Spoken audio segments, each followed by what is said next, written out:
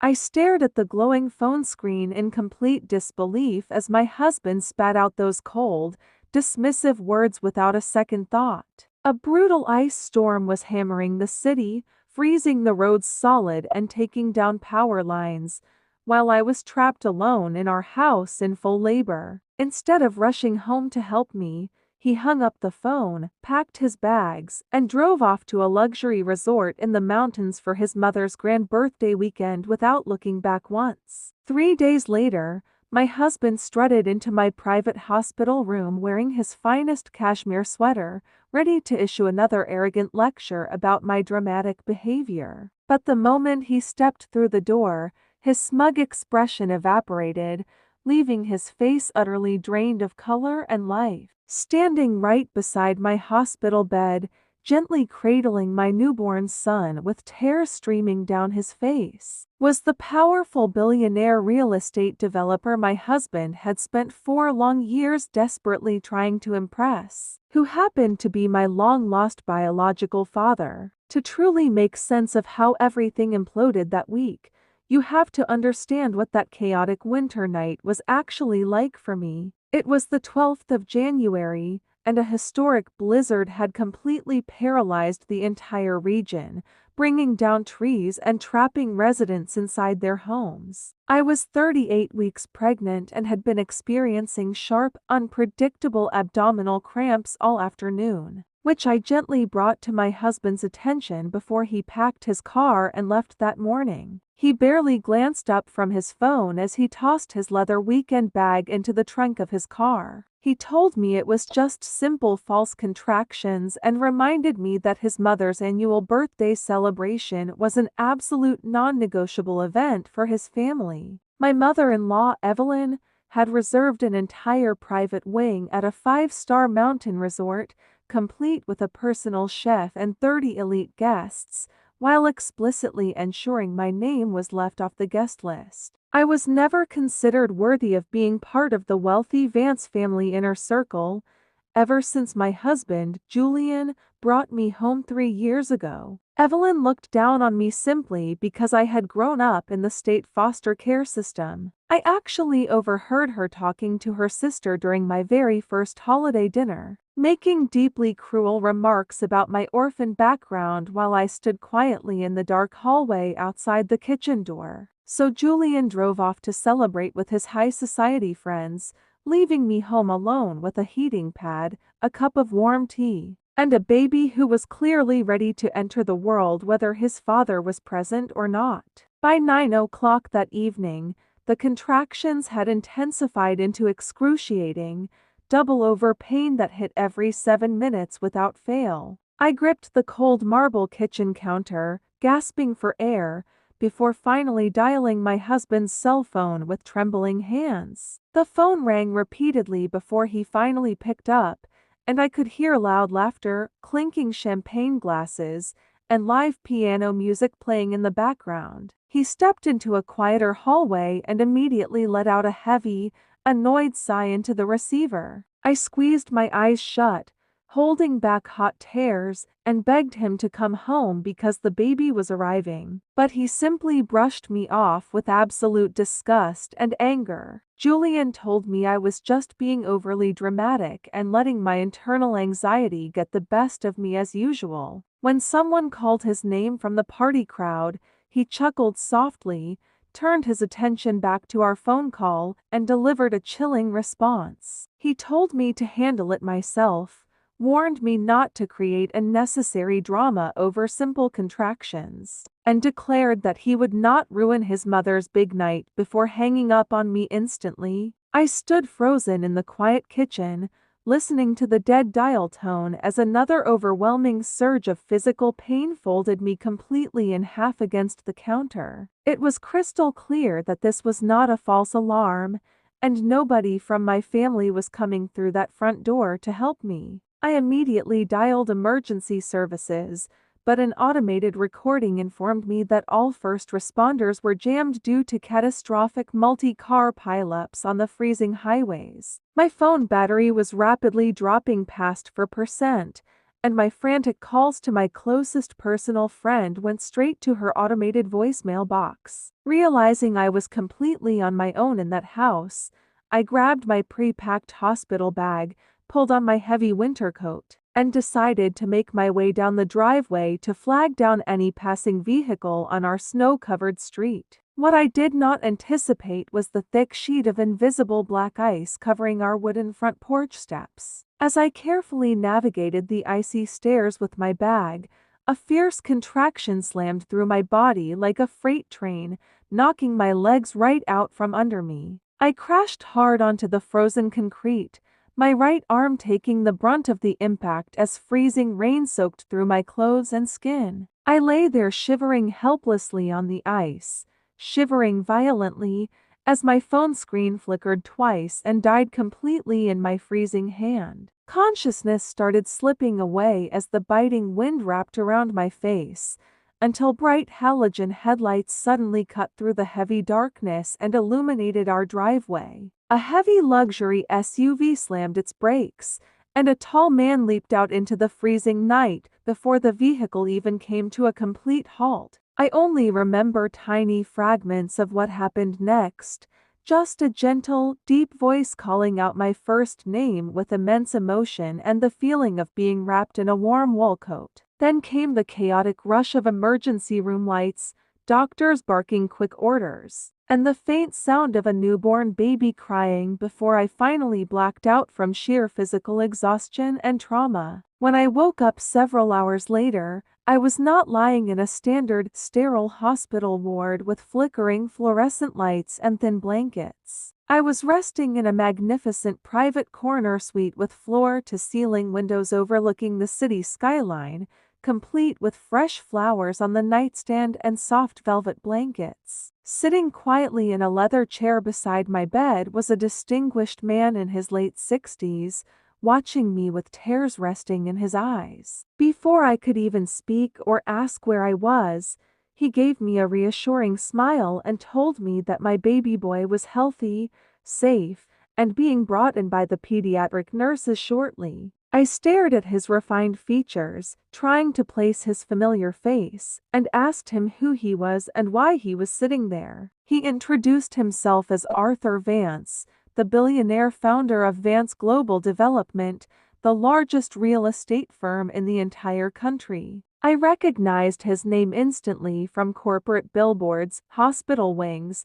and university buildings across the state. I softly thanked him for saving my life on that freezing porch, but Arthur held my gaze with an intense, tender expression that made my heart race. He gently told me that by surviving that night, I had actually saved his life in ways I could not yet comprehend or understand. Arthur took a deep breath and explained the devastating, long-buried truth behind his wealthy past. Decades ago, his late wife had tragically passed away in an icy highway crash during a similar winter storm while traveling with their infant daughter. In the chaotic aftermath of that ancient disaster, the child was mistakenly misidentified by overwhelmed hospital staff and funneled directly into the state foster system under an incorrect legal file name. Arthur had spent 25 relentless years hiring top private investigators to track down his lost child,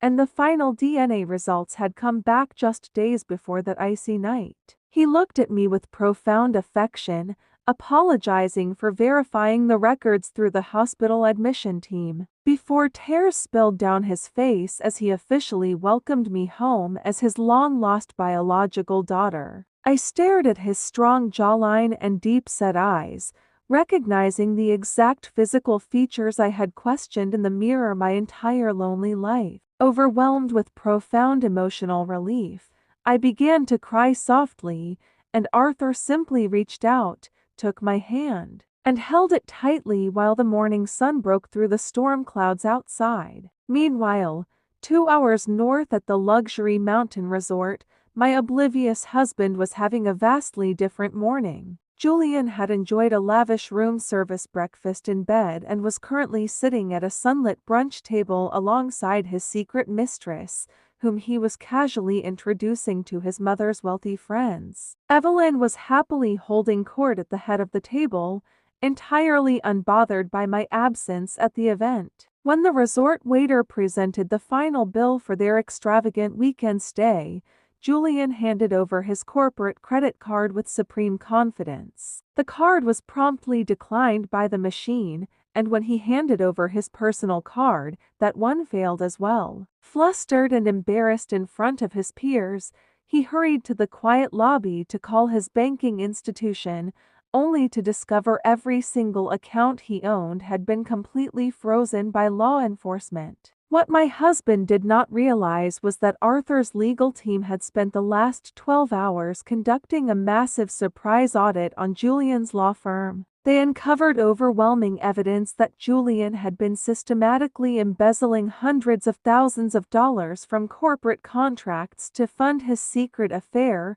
buy luxury watches, and pay for his mother's opulent lifestyle. With all his liquid funds blocked and his reputation shattered, Julian's wealthy aunt had to pay the resort bill in utter disgrace while his mistress quietly snuck away to catch a public bus back to the city. Panicked and desperate, Julian drove back to our residential neighborhood in complete silence, only to find our marital home completely empty, the nursery cleared out, and all my personal belongings gone. Sitting on the empty kitchen counter was a thick, formal envelope bearing the gold crest of Vance Global Development. The official letter inside demanded his immediate presence at the downtown corporate headquarters the following morning for an emergency executive meeting regarding his fraudulent activities and his marriage. Julian read the letter 3 times, straightened his designer jacket, and falsely convinced himself he could still charm his way out of the mess. The next morning,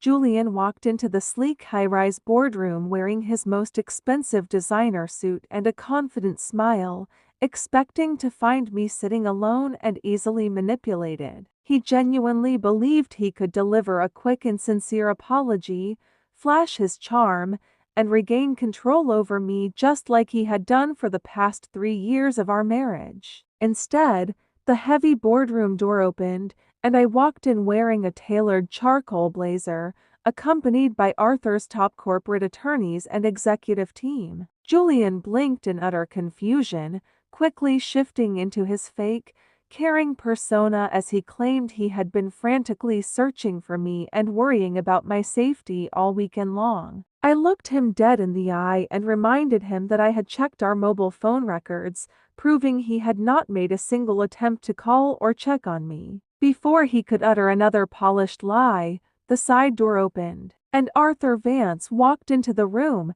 exuding absolute power and authority over everyone present. Julian went completely motionless, staring at the legendary real estate tycoon he had spent 4 years desperately trying to impress for business contracts. For years, Julian had bragged about his connection to the Vance family at dinner parties, but now Arthur walked right past him without offering a single glance. Arthur gently placed a supportive hand on my shoulder before taking his seat at the head of the long table. When Julian frantically asked what was happening, Arthur laid out the brutal reality with razor-sharp precision and zero emotion. He presented the certified legal records proving I was his biological daughter and sole heir to the massive Vance estate and fortune. Julian's mouth dropped open in complete shock as the full weight of his catastrophic mistake settled over his mind. Desperate to salvage his luxurious future,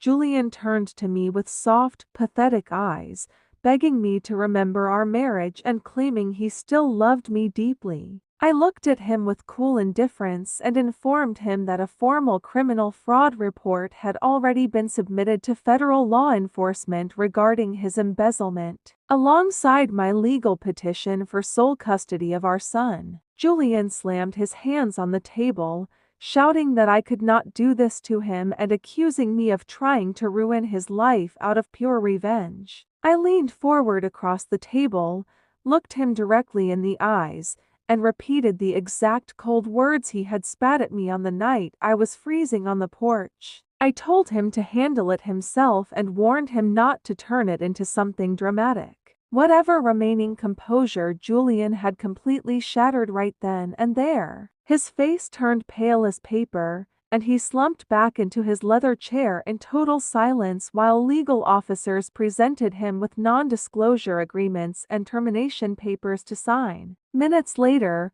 armed security guards escorted him out of the building into the freezing winter air without even giving him time to grab his coat. 2 days later, my former mother-in-law, Evelyn, showed up at the hospital after reading about her son's public downfall in the financial news section. She walked into my private suite with a nervous, fake smile, suddenly claiming she had always viewed me as a daughter and demanding to see her newborn grandson immediately. I looked at the cruel woman who had spent years excluding me and mocking my past as an orphan foster child. I calmly looked her in the eyes, told her to handle it herself without making a scene, and had hospital security escort her off the premises immediately without looking back. It has been several months since that life-altering winter night, and my entire life has transformed beyond recognition. Julian lost his law license, faced severe financial restitution penalties, and was forced to move into a tiny basement apartment while awaiting his official criminal trial. His mother's social status completely vanished,